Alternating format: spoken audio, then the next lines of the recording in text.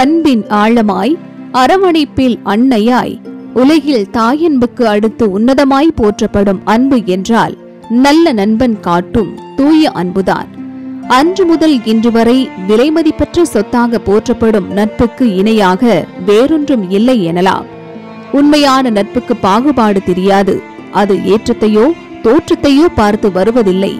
பண்டைய காலம் தொட்டே இந்த தோழமை உறவு இன்றைக்கும் தொடர்ந்து கொண்டிருக்கிறது. நட்பின் உன்னதத்தை எடுத்துக்காட்டும் விதமாக ஒவ்வொரு ஆண்டும் ஆகஸ்ட் முதல் வாரத்தை நண்பர்கள் வாரமாகவும் முதல் ஞாயிற்றுக்கிழமை சர்வதேச நண்பர்கள் தினமாகவும் கொண்டாடி மகிழ்ந்து தங்களுக்குள் வாழ்த்துக்களை தெரிவித்து வாழ்த்து அட்டைகளையும் பரிசு பொருட்களையும் பரிமாறிக்கொண்டும் நட்பை வெளிப்படுத்தி வருகிறார்கள். இந்த தினம் மேலை நாடுகளில் இருந்து பரவி வந்தாலும் நம் பாரதத்தில் பண்டைய காலத்திலேயே நட்பின் உன்னதத்தை நிரூபித்து காட்டியிருக்கிறார்கள். உயிரையும் கொடுக்கும் நேரில் கூட பார்க்காத பிசிராந்தையார் கோப்பெருஞ்சோழன் நட்பு.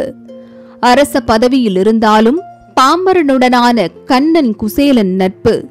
நீண்ட வாழ்வு நிலைக்க கிடைத்த கனியை நண்பனுக்கு கொடுத்த பெருந்தன்மையான அவ்வை அதியமான் நட்பு.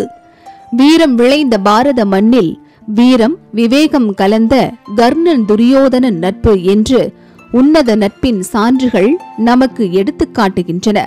இன்றைய நட்பு காலத்தில் உண்மையான நட்பு இருக்கலாம், உயிரினும் மேலான உண்மையான நட்பு இருக்கிறதா என்பது கேள்விக்குறியே.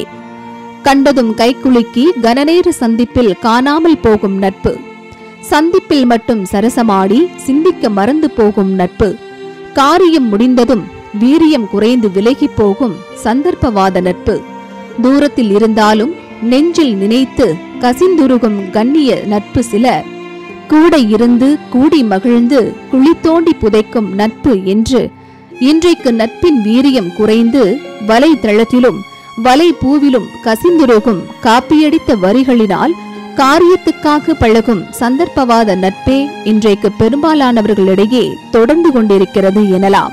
நாம் சந்திக்கும் நாட்களை விட நாம் சிந்திக்கும் நாட்கள் எல்லாம் நண்பர்கள் தினம்தான் என்று அன்பு என்பது நல்ல பண்பிலும் பழக்க வழக்கத்திலும் இருக்கிறது.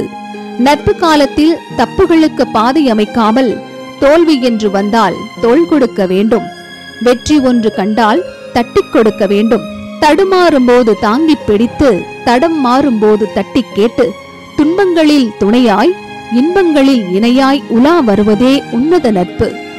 இணையில்லா நட்பால் தோழமைக்கு தோள் கொடுப்போம், சாதனைகளுக்கு இடமளிப்போம். லோட்டஸ் செய்திகளுக்காக நாகேஸ்வரி சவுந்தரராஜன்.